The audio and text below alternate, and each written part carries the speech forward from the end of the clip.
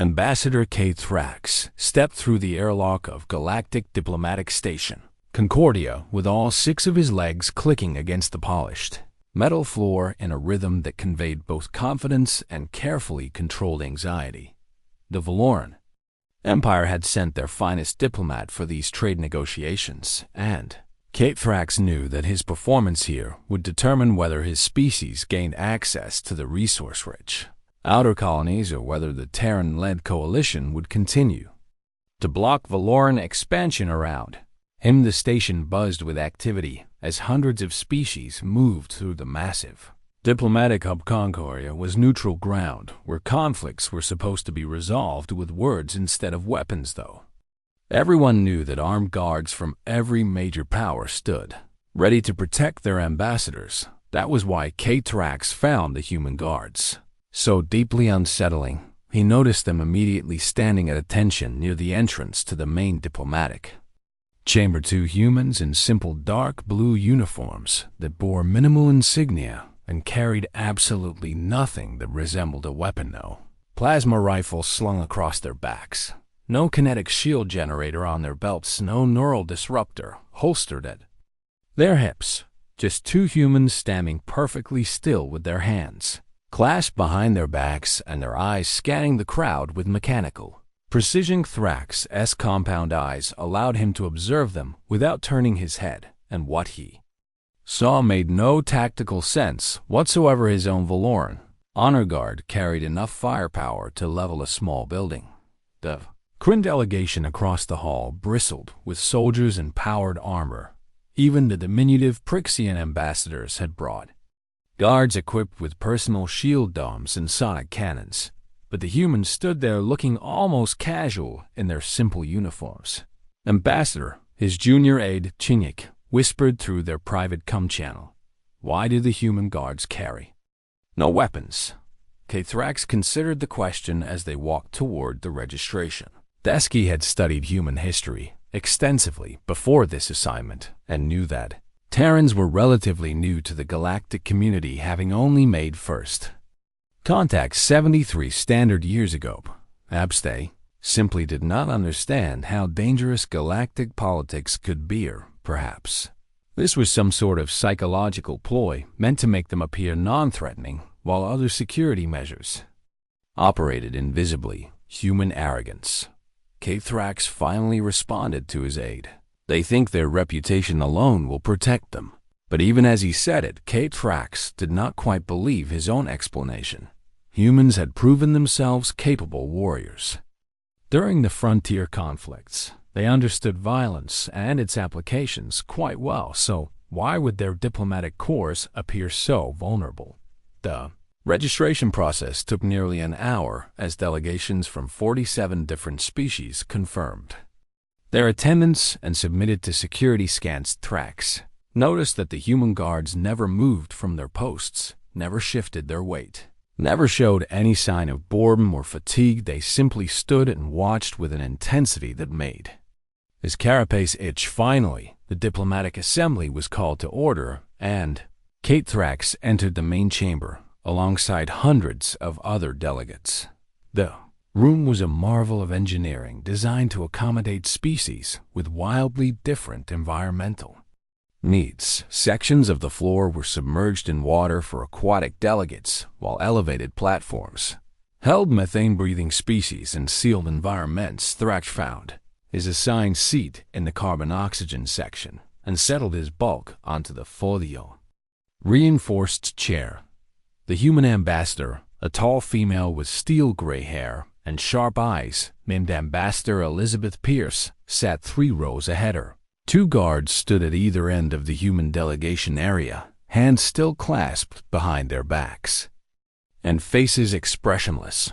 For the first 6 hours, the negotiations proceeded normally. Trade routes were discussed, resource allocation was debated, minor disputes were arbitrated by the neutral Concordia Council. Thrax presented the Valoran Empire's proposal for expanded access to human-controlled mining operations in the Kepler Belt, and Ambassador Pierce countered with demands for technology sharing agreements that K. Thrax knew his government would never accept. It was standard diplomatic theater and everyone present understood that the real negotiations would happen in private meetings over the next several days. Then everything changed. The main doors to the chamber exploded inward with a blast that sent fragments of metal and composite materials flying through the air.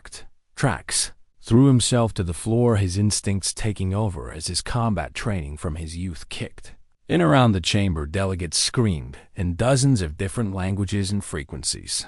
Through the smoking doorway poured a squad of heavily armed Kryn separatists, their reptilian faces twisted with determination and their weapons charged and repeat. Thrax counted 17 of them, each wearing combat armor and carrying enough firepower to kill everyone in the chamber twice over. "Nobody move," the leader of the separatists roared his translator, making his words understandable to all species present. "This chamber is now under our control." The Kryn were a fractured species with dozens of competing factions, and this particular group had been demanding political recognition for their colony worlds for nearly a decade. Apparently, they had decided that taking hostages was their best remaining option. Thrax watched from his position on the floor as various guards from different delegations assessed the situation. The Valoran Ana guard had been stationed outside the chamber per protocol and could not help. The same was true for most other species security forces. Only the personal guards who stood inside with their delegates remained, and most of them were smart enough to recognize that any firefight in this enclosed space would result in massive casualties among the diplomats they were sworn to protect. So they held their fire and waited. The Kryn leader strode toward the center of the chamber, his weapon sweeping across the crowd. "We have simple demands," he announced. "Recognition of the free Kryn colonies as a sovereign state and immediate withdrawal of Galactic Council oversight from all worlds." He turned and aimed his plasma rifle directly at Ambassador Pierce. "And you humans will be the first to agree, since your colony expansion has been the primary obstacle to our freedom." Thrax felt his breathing spiracles constrict as he watched the scene unfold. The human ambassador did not flinch, did not show any sign of fear. She simply sat in her chair and looked at the Kryn leader with calm, measured eyes. But it was the human guards that made Thrax's blood run cold. They moved not quickly, not aggressively, just 2 steps forward, putting themselves between the Kryn leader and their ambassador. Their hands remained empty, no weapons appeared. They just stood there, facing down 17 heavily armed terrorists with nothing but their bodies. The Kryn leader laughed a harsh, barking sound. "You send unarmed guards to protect your diplomats," he said mockingly. "The mighty humans are more foolish than we thought." But Thrax noticed something that made his tactical mind scream warnings. The female guard on the left, a human with dark hair, pulled back in a tight bun, turned her head slightly toward her partner. "Protocol Midnight," she said quietly. Her voice was so calm it seemed almost mechanical. The male guard, a shorter human with brown skin and gray at his temples, nodded once. "Ambassador's discretion," he replied. Both guards looked at Ambassador Pierce. The ambassador's face remained impassive, but Thrax saw a tiny movement, just the slightest inclination of her head. Permission granted. The Kryn leader was still talking about his demands, but Thrax was no longer listening. He was watching the human guards and noticing things that his combat-trained mind recognized as deeply wrong. Their breathing had synchronized perfectly. Their pupils had dilated slightly, and unless Thrax was hallucinating, there was a faint shimmer in the air around them, like heat distortion. "Get down," someone hissed from across the chamber. Thrax looked and saw a Korthan security officer, a species known for their military expertise, pressing themselves flat against the floor. The Korthan's face showed pure terror. Whatever was about to happen, the Korthan knew something that Thrax did not. And then the female guard's eyes flickered. Just for a fraction of a second, a soft blue luminescence appeared in her irises before fading. The Kryn leader saw it too. His mocking expression faltered, replaced by confusion. "What?" he began, but he never finished it. Question. The standoff in the diplomatic chamber stretched across several long seconds as the Kryn leader tried to process what his eyes had just witnessed. Sergeant Maria Chun stood perfectly still with her hands still clasped behind her back, even though her body was now positioned directly in the line of fire next to her Corporal James. Wright had assumed an identical stance, and together they formed a human barrier between Ambassador Pierce and 17 armed terrorists. The Kryn leader's weapon wavered slightly as confusion crossed his scaled features. "What kind of trick is this?"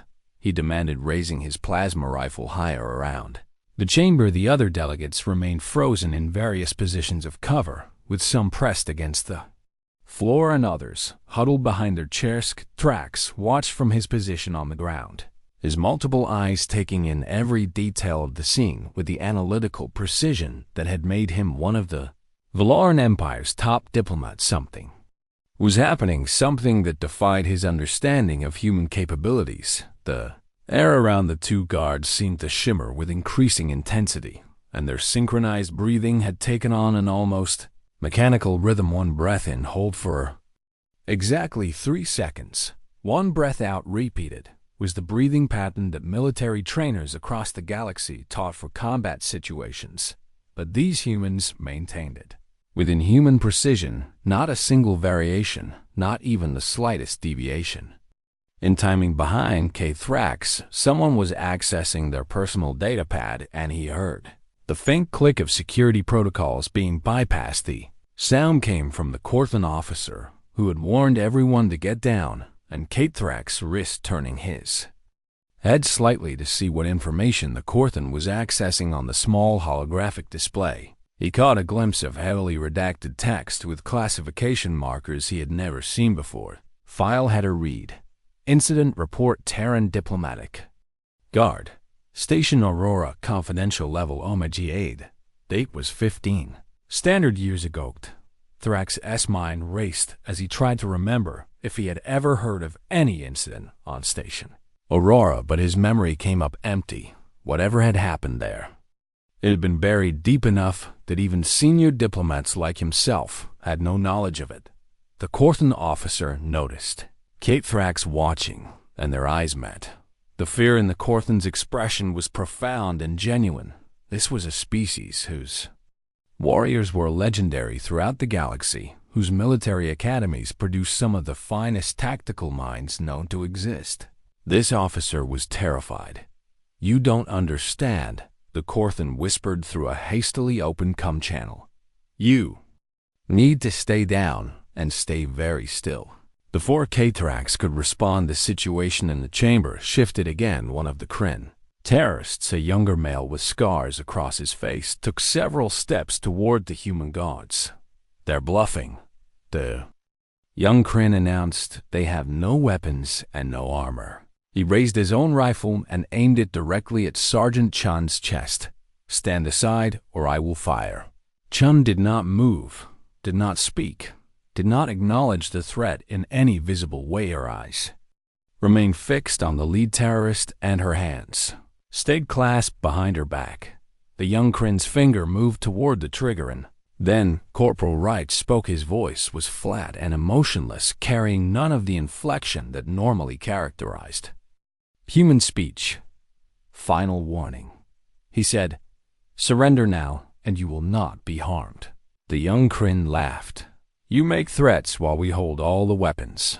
Wright's expression did not change. "We are the weapons," he replied. And suddenly Thrax understood why the human guards appeared unarmed, why they wore simple uniforms with no equipment, why they stood with such perfect precision and mechanical timing. They did not carry weapons because they did not need to. The realization hit him like a physical blow, and his breathing spiracles constricted with shock. The Kryn leader seemed to grasp the implication at the same moment. His weapon shifted uncertainly between the two guards. "What are you?" he asked. Sergeant Chun finally moved just her head, turning slowly to make eye contact with each of the 17 terrorists in sequence. When she spoke, her voice carried the same mechanical flatness as her partner's. "We are Diplomatic Guard Unit 7, she said, integrated and authorized for Protocol Midnight by Ambassador Elizabeth Pierce on this date at this time. The blue luminescence returned to her eyes. This time, it did not fade. Instead, it grew brighter, and Kathrax could see the same phenomenon beginning in Corporal Wright's eyes as well. The shimmer in the air around them intensified until it was visible even to the delegates hiding at the far end of the chamber. "Integration complete," Wright stated as if reading from a technical manual. "Networked consciousness active. Full authorization confirmed." Chun added then. They spoke in perfect unison, with their voices overlapping in a way that should have been impossible without prior rehearsal. "Threat assessment. 17 hostile entities armed with plasma rifles and kinetic weapons. Civilian protection. Protocol. 0 casualties authorized. Engagement parameters. Non-lethal force only. Estimated time to full incapacitation. 3.7 seconds. The Kryn leader's face went pale beneath his scales. Trax recognized the expression. It was the look of a predator suddenly realizing they had mistaken a more dangerous predator for prey. "Fire!" the Kryn leader screamed to his squad. "Fire now!" But even as the words left his mouth, even as 17 plasma rifles began to discharge their deadly energy, Kathrax knew it was already too late. The human guards moved, not the way humans normally move, not with the slight imperfections and variations that characterized organic motion. They moved with the precision of machines, with the calculated efficiency of computer programs executing predetermined algorithms. Chun went left, went right, and the chamber erupted into chaos. Multiple eyes tracked the action, even as his mind struggled to process what he was seeing. The guards covered impossible distances in fractions of a second, their bodies blurred with speed that should have torn muscles and shattered bones. Plasma bolts that should have vaporized them passed through empty air as they moved between the shots with inhuman accuracy. Chen reached the first Kryn terrorist before his finger could fully depress the trigger. Her hand moved in a strike that Kathrax could barely follow, and the terrorist's weapon clattered to the floor. But it was not a simple disarm. The terrorist stood frozen with his eyes wide and his mouth open in a silent scream, paralyzed, completely immobilized, but still conscious and still breathing. Chun was already moving to the next target. Wright had taken down 3 terrorists in the time it took Kathrax to process what had happened to the first. Each strike was precise and controlled. Each movement flowed into the next without pause or hesitation. The guards did not punch or kick in the traditional sense. Instead, they touched quick, precise contact at specific points on each terrorist's body, nerve clusters, pressure points, places where even light contact could trigger complete muscular lockdown. The cellular lockdown. Kryn weapons fired wildly as their owners tried desperately to track targets that moved faster than their nervous systems could react. Energy bolts scorched the walls and ceiling. One shot came so close to burst Kathrax that he felt the heat against his carapace. But not a single shot hit any of the delegates. Not a single civilian was injured, because the human guards had positioned themselves with mathematical precision to ensure that every wild shot would miss anyone except themselves.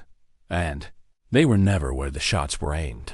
The entire engagement lasted exactly 3.7 seconds, just as they had predicted. When it ended, all 17 Kryn terrorists lay on the floor, conscious and breathing, but completely unable to move. Their weapons were scattered and neutralized, and the 2 human guards stood once more at their original positions, flanking Ambassador Pierce with their hands clasped behind their backs. Blue luminescence faded from their eyes. The shimmer in the air dissipated. They became once again just 2 humans in simple uniforms. But everyone in that chamber knew the truth. Now knew what they had just witnessed knew. That humanity had found a way to turn their own people into weapons that could not be confiscated or disablack. Thrax slowly rose to his feet, his legs shaking slightly around the chamber. Other delegates were doing the same. All of them wore expressions of shock and awe. Ambassador Pierce stood and surveyed the incapacitated terrorists with an expression of mild concern. "Someone please call medical assistance," she said calmly. "These individuals appear to require help." Her voice carried no trace of fear, no hint of the violence that had just unfolded. She might as well have been commenting on the weather. The Corthan officer, who had tried to warn everyone, slowly approached Thrax. "You saw the file," the Corthan said quietly. Thrax nodded. "What happened on Station Aurora?" The Corthan's expression grew even darker. "Something worse," they replied. "Much worse. These guards chose Protocol Midnight and chose non-lethal engagement. On Aurora, they were not given that choice." Thrax felt his blood chill. "How many?" 43 hostile entities, the Corthan answered. "All killed in under 2 seconds. The guards requested permission to use non-lethal methods. Their ambassador denied the request." Thrax looked at the 2 human guards who stood motionless at their posts. He thought about what it meant to be a living weapon, to have your body transformed into something that could kill 43 armed soldiers in 2 seconds, and he wondered what price humanity had paid for this capability.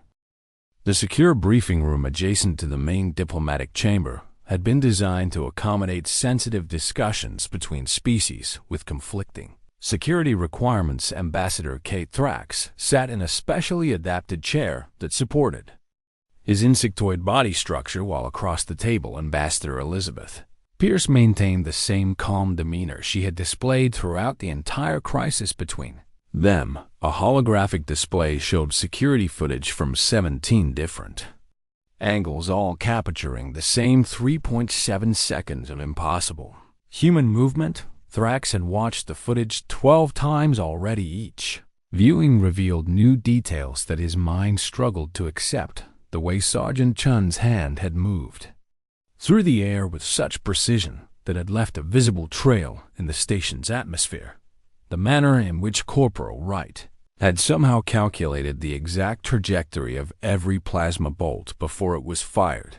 The perfect synchronization between 2 humans who should not have been able to coordinate without verbal communication.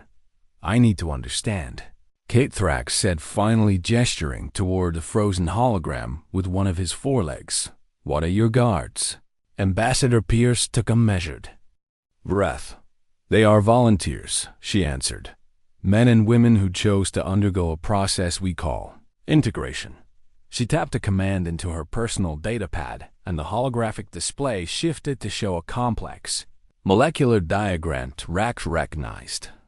The basic structure as organic nanomachines, but the configuration was unlike anything he had ever seen in galactic technology databases.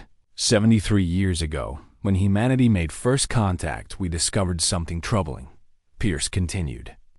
We were weaker than most galactic species, physically slower, less durable, more vulnerable to environmental extremes. Our weapons technology was adequate, but not exceptional. We realized very quickly that in galactic politics, physical capability matters almost as much as diplomatic skill. Thrax knew this was true. His own species had leveraged their superior strength in countless negotiations. The implicit threat of physical force shaped outcomes, even when violence never occurred. Traditional weapons presented a problem, Pierce explained. They could be stolen, disabled, or turned against their users. Energy shields could be penetrated.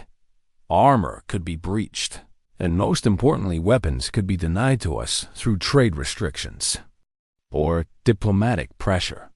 The holographic display shifted again, showing a human body with millions of tiny points of light flowing through the bloodstream. So we developed a solution that could not be taken away, Pierce said quietly.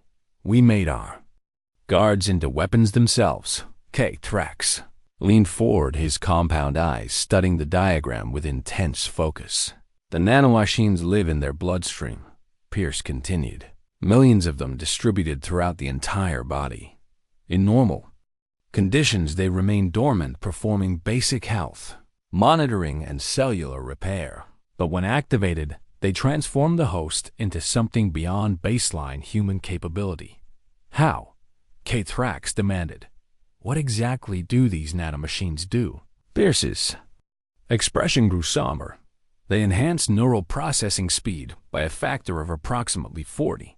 From the guard's perspective, when protocol midnight is activated, everyone else appears to be moving in extreme slow motion. They restructure bone density, increasing hardness by 300%. They alter skin composition, creating a temporary dermal layer harder than most military armor. They optimize muscle response, allowing for movements that would normally tear ligaments and shatter joints. The ambassador paused, letting the information sink in. But the most important function is the network, she added, where multiple guards activate simultaneously. Their nanomachines create a distributed consciousness. They share sensory data, tactical analysis, and motor coordination in real time. They become, in effect, a single organism with multiple bodies. K-Thrax felt his breathing spiracles constrict. That is why they moved with such perfect coordination. Yes, and why they could predict where the plasma bolts would be. They were sharing visual data from 17 different perspectives simultaneously. Pierce confirmed they could see the terrorists' muscle movements before the triggers were pulled. By the time the plasma bolts fired, the guards had already calculated trajectories and moved to safe positions. The holographic display showed a simulation of what the engagement had looked like from the guards' perspective. Time stretched and slowed every movement of the Kryn terrorists, clearly telegraphed seconds before execution. Optimal strike points highlighted on each body. Probability calculations cascading across the display faster than K-Thrax could read them. This is incredible technology, K-Thrax admitted. Why have you not shared it with the galactic community? Because of the cost, Pierce replied. Her voice carried a weight that made K-Thrax's carapace prickle with unease. Show me. Ambassador Pierce tapped another command and Sergeant Maria Chun entered the briefing room. The guard moved with the same precise mechanical gait that K-Thrax had observed earlier. She stood at attention, her face completely expressionless. Sergeant Chun, Pierce said gently, Ambassador K-Thrax would like to understand integration. Would you be willing to explain your experience? Chun nodded once. I volunteered for the diplomatic guard program 17 years ago, she began. Her voice carried the same flat mechanical quality it had during the crisis. I was 23 years old. I had a daughter who was 4. The integration process took 6 months. The nanomachines were introduced gradually, allowing my body to adapt to their presence. She paused, but her expression did not change. No. Emotion flickered across her features. The physical enhancements manifested first. She continued: increased strength, faster reflexes, better sensory processing. Then came the neural changes. The nanomachines began optimizing my brain structure for combat efficiency. Pattern recognition improved. Reaction time decreased. Tactical analysis became automatic. K-Thrax noticed that Chun spoke about herself as if describing a piece of equipment. What about the emotional changes? He asked carefully. For the first time, something shifted in Chun's expression. Not quite emotion, but perhaps the memory of emotion. Fear was the first to go, she said. Approximately 8 months after integration, the nanomachines identified fear responses as inefficient and gradually suppressed the relevant neural pathways. Then anxiety, then anger. Joy lasted longer, but by year 5, it was essentially gone. I am now in year 17 of my 20-year service term. I can no longer experience most emotions that baseline humans consider fundamental to their experience. She stated these facts with the same tone one might use to read a grocery list. Do you regret it? K-Thrax asked. Chun tilted her head slightly as if considering a mathematical equation. Regret is an emotional response. She replied, I am no longer capable of experiencing it. I can evaluate the choice logically. The trade was acceptable. I surrendered aspects of my individual humanity to protect humanity as a whole. The calculus is sound.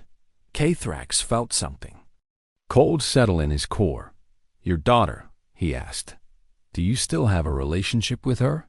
She is 21 now, Chung answered. She visits me once per year as required by family maintenance protocols. I recognize her face. I know factually that I love her, but I cannot feel it anymore. The guard paused. I have recordings from before integration. She added videos of myself playing with her, laughing with her. I watch them sometimes to remember what laughter felt like. But the memories are like historical documents. I know they are mine, but I cannot access the emotional content. The silence that followed was profound. Thrax looked at Ambassador Pierce and saw genuine sadness in the human diplomat's eyes. At least she could still feel. How many? K-Thrax asked. How many guards have undergone this process? Currently, there are 214 active diplomatic guards, Pierce replied. All volunteers. All fully informed of the consequences before integration. We maintain strict rotation protocols. No guard serves beyond their 20-year term. What happens after 20 years? Pierce's expression grew even darker. The nanomachines continue to optimize, she explained. Beyond 20 years, the emotional suppression becomes total. Guards lose the ability to make independent decisions. They become autonomous weapons that follow orders without any moral framework. We cannot allow that. So after 20 years, the guards retire to specialized communities where they can be monitored and cared for. Some choose to have the nanomachines removed, though the process is dangerous and not always successful. Others live out their remaining years as highly functional but emotionally void individuals. K-Thrax absorbed this information with growing horror. You sacrifice your people's souls, he said quietly. You turn them into living weapons and strip away everything that makes them who they are. All for diplomatic security. Yes, Pierce confirmed without hesitation, because the alternative is worse. She stood and walked to the window overlooking the diplomatic chamber, where repair crews were fixing the damage from the Kryn attack. When humanity joined the galactic community, we were vulnerable, she said. Other species saw us as weak, as easy targets. We lost 3 ambassadors in the first 5 years. Kidnapped, tortured, killed. We lost control of negotiations because everyone knew they could threaten our diplomats with violence. She turned back to face K-Thrax. News of the incident at Station Concordia spread across the galaxy with the speed that only truly shocking revelations could achieve. Within 24 hours, every major species had accessed whatever classified files they possessed regarding human diplomatic guards within 48 hours. Emergency sessions had been convened in a dozen different governmental bodies, and within 72 hours, Ambassador K-Thrax found himself sitting in an expanded diplomatic assembly with representatives from 32 different species, all demanding answers from the humans. The Kurintoman, the Mayan, the Ninkan, the different species, all demanding answers from the humans. The chamber was packed far beyond its normal capacity. Security had been increased dramatically with guards from multiple species, creating overlapping protective perimeters. But everyone noticed that the human guards still stood at their posts with empty hands and expressionless faces. Ambassador Pierce stood at the central podium, addressing the assembled delegates with the same calm demeanor she had maintained throughout the crisis. I understand that many of you have concerns about the integration program, she began. I am here to address those concerns with complete transparency. Ask your questions, and I will answer them honestly. The Lauren military commander that K-Thrax recognized as High General Threx stood immediately. Ambassador Pierce. The general's voice boomed through his translator. Your guards are living weapons that cannot be confiscated or controlled by any authority except yourselves. How can the galactic community trust that these weapons will not be used for aggression? Pierce nodded as if she had expected this question. Our guards are bound by strict protocols. She replied, Protocol Midnight can only be authorized by the ambassador. They are assigned to protect. It can only be activated in defense of diplomatic personnel or in response to direct threats. Every activation is recorded, monitored, and reviewed by an independent oversight committee. The guards themselves are incapable of acting outside their program parameters. A Prixian delegate raised 3 of their tentacles. But who watches the watchers? The small being asked in their high-pitched voice. Who ensures that your ambassadors do not abuse this power? We do. Came a new voice. Every head in the chamber turned toward the entrance where a group of humans had just entered. They wore different uniforms than the diplomatic guards. These were military dress uniforms with rank insignia and decorations that marked them as senior officers. But more importantly, they moved differently. They walked with normal human gait, showed emotional expressions, and carried themselves like people rather than machines. The leader of the group approached the podium. I am General Sarah Mitchell, she announced, Commander of Human Defense Forces and Chair of the Integration Oversight Committee. She stood beside Ambassador Pierce and activated a holographic display. Every diplomatic guard reports to our committee monthly. General Mitchell explained, we monitor their psychological profiles, track their emotional degradation, and evaluate their fitness for continued service. Any guard who shows signs of instability or deviation from acceptable parameters is immediately removed from active duty. Any ambassador who misuses their authorization is court-martialed and stripped of their position. The system has checks and balances built into every level. Thrax listened carefully, but he could hear the murmurs spreading. Through the chamber, the other species were not convinced. A Corthan admiral stood next. Your checks and balances are internal, the admiral pointed out. They depend entirely on human integrity and human judgment. Forgive me, but that is insufficient. Assurance for the rest of the galaxy. General Mitchell's expression tightened, but Ambassador Pierce placed a gentle hand on her arm. The Admiral is correct. Pierce admitted. The murmurs stopped. Everyone leaned forward, waiting for what the human ambassador would say next. Our current system relies on self-governance, Pierce continued. And while we believe our oversight is rigorous, we understand that it may not be enough to assure the galactic community. She took a deep breath, which is why I am here. To make a formal request. The holographic display changed, showing medical diagrams and technical specifications. The integration program was designed 20 years ago. As an emergency measure, Pierce explained.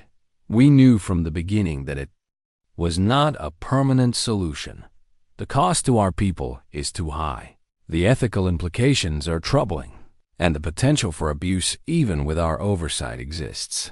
She gestured to the technical diagrams. For the past 15 years we have been researching methods to safely decommission integrated guards before the 20-year limit, to remove the nanomachines without killing the host, to restore emotional capacity to those who have lost it. We have made some progress, but we lack the advanced biological engineering capabilities that several species in this chamber possess. Thrax felt his breathing spiracles flutter with surprise. Ambassador Pierce was asking for help. We are requesting a joint research initiative, Pierce stated.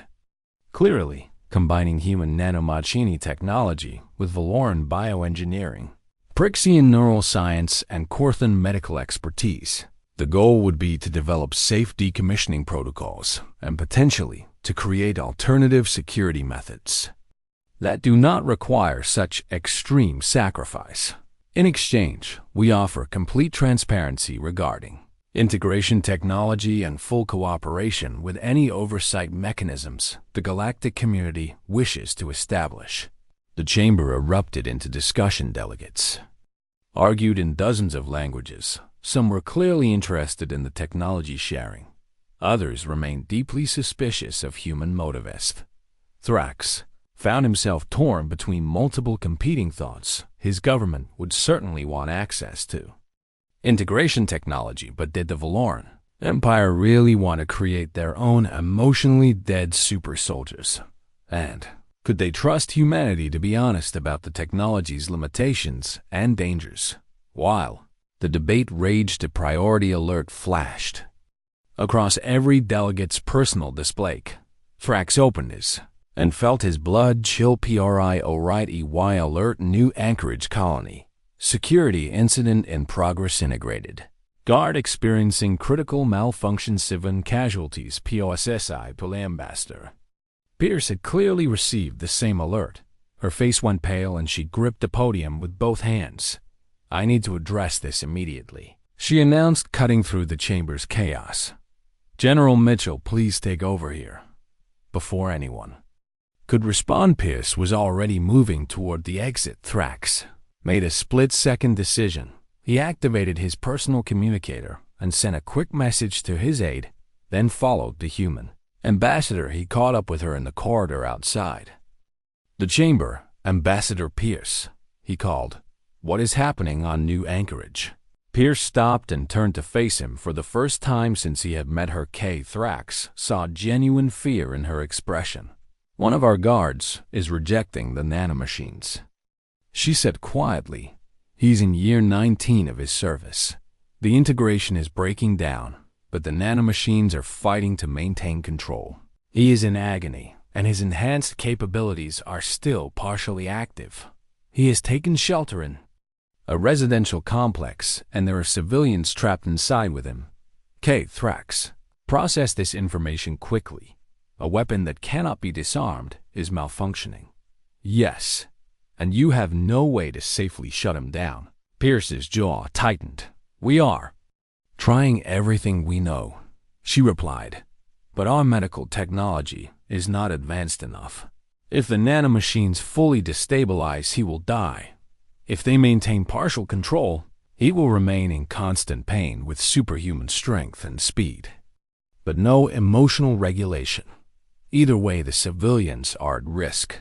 She started walking again, heading toward the emergency command center. Thrax followed. What is his name? Thrax asked. Corporal David Jang, Pierce answered.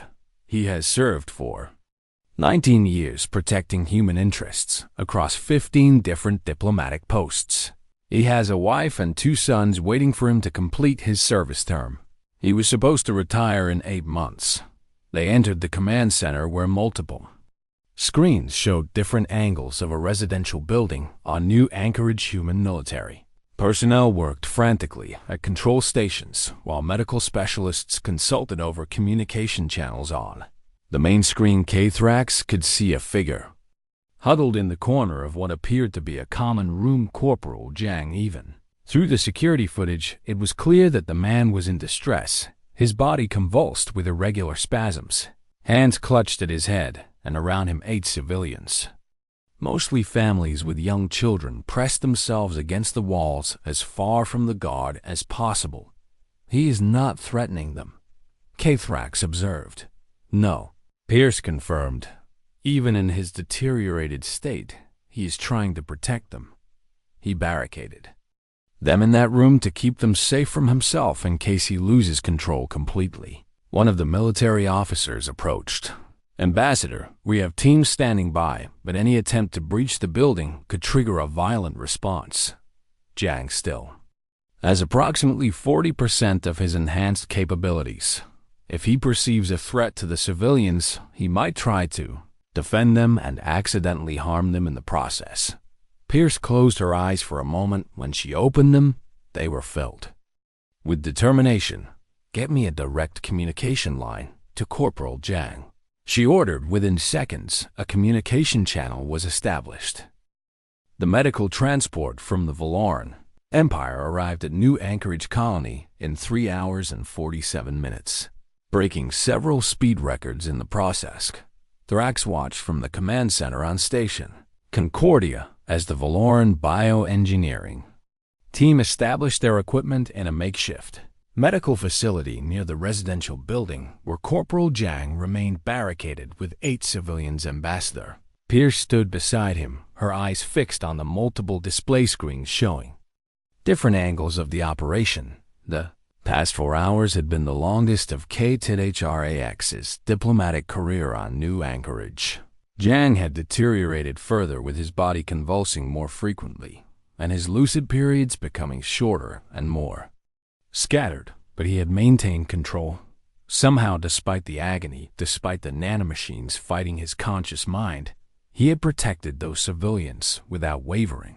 Ambassador Pierce, one of the Valoran medical specialists, appeared on the communication screen.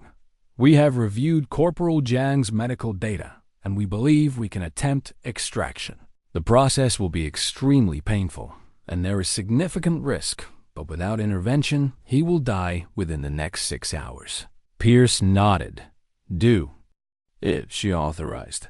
"And doctor, whatever resources you need, whatever support we can provide, it is yours." The Valoran doctor's antennae twitched in what Kate Trax recognized as acknowledgement. "We will also need to evacuate the civilians first." The doctor added, "The extraction process may cause involuntary muscle responses, and we cannot guarantee Jiang will maintain control during the procedure." This presented a problem. Any attempt to remove the civilians might trigger Jiang's defensive protocols, but leaving them in the building during a medical procedure that could cause violent convulsions was equally dangerous. Ambassador Pierce spoke directly to Jiang through the communication channel. "David," she said softly, "we are going to get you help, but we need to evacuate the civilians first. Can you remain in control long enough for them to leave safely?" Jiang's face appeared on screen. The pain was written clearly in every line of his features. "I will try," he promised. "But Ambassador, you need to understand something." He paused as another spasm racked his body. When he continued, his voice was strained. "If the nanomachines fully activate during the extraction," he said, "if they perceive the Valoran medical team as a threat, I might attack them reflexively. You need to have a termination protocol ready. If I become a danger to the people trying to help me, you need to be prepared to kill me." The words hung in the air like a physical weight. Thrax saw Ambassador Pierce's jaw tighten. "We will have safety measures in place," she replied carefully. "But David, we are going to save you. You have given 19 years of your life to the diplomatic guard. You have sacrificed more than anyone should ever have to sacrifice. We are not giving up on you." Jiang managed something that might have been a smile. "Thank you, Ambassador," he said. "Now please get these people out of here before I lose control." The evacuation happened quickly. Jiang moved to the far corner of the room and pressed himself against the wall with his hands clasped behind his back in the familiar guard stance. The civilians moved past him carefully, parents carrying children, a young couple holding hands, elderly human who paused to look at Jiang with an expression of profound gratitude. "Thank you," the old man said quietly. "Thank you for protecting us." Jiang could not respond. His entire focus was devoted to maintaining control, but Thrax saw the tears running down the guard's face once the building was clear. The Valoran medical team entered. They moved with professional efficiency, setting up portable equipment and preparing sedatives that would hopefully suppress Jiang's enhanced reflexes without killing him. Thrax watched as they worked and found himself impressed by their dedication. These Valoran specialists had volunteered for this mission, knowing the risks, knowing that if something went wrong, they would be facing a trained weapon with superhuman capabilities. The head medical specialist, a Valoran named Dr. Shrix, approached Jiang slowly. "Corporal," Shrix said through their translator, "we are going to begin the extraction process. I need you to remain as still as possible. The nanomachines will resist removal, and your body will interpret this as an attack. The pain will be extreme." Jiang nodded once. "I understand," he replied. "Do what you need to do." The procedure began. Thrax had seen many medical interventions during his long career, but nothing had prepared him for what he witnessed. In the next 2 hours, the Valoran technology worked by generating a specific electromagnetic pulse that disrupted the nanomachines' cohesion. As the machines lost their networked connectivity, they began to break down and could be filtered out of the bloodstream. But the process was agonizing. Jiang's body convulsed with seizures as millions of nanomachines simultaneously fought to maintain their integration. His enhanced capabilities flickered on and off randomly. One moment he was a normal human, the next his strength increased by a factor of 10. Dr. Shrix and the team worked with incredible precision, adjusting the electromagnetic field parameters in real time to prevent Jiang's body from destroying itself, and through it all Jiang remained conscious. The sedatives could not fully suppress his enhanced nervous system, so he felt every moment of the extraction. Thrax heard him scream and beg for it to stop, heard him apologize over and over to the medical team for being difficult, but the Valoran specialists never wavered. They worked through each crisis with professional calm until finally, after 1 hour and 53 minutes, Dr. Shrix announced, "Extraction complete. Nanomachine levels have dropped below detectable thresholds. Corporal Jiang is stable."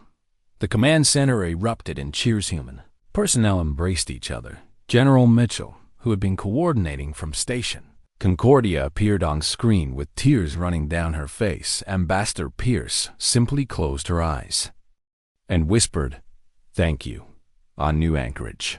Jiang lay on the medical bed, breathing heavily. His face was pale and drawn. His body showed the strain of the procedure, but his eyes were clear, and when Dr. Shrix asked him how he felt, he managed to smile. "I can feel everything," he said wondrously. "Pain, yes, but also relief. I can feel hope. I can feel gratitude. Doctor, I can feel again."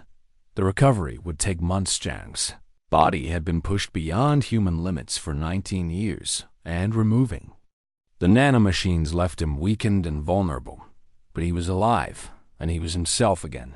3 days after the extraction, Kate Thrax attended a private ceremony at Station Concordia. The diplomatic assembly had reconvened, but this time the atmosphere was different. Representatives from 17 different species had brought proposals for collaborative research initiatives.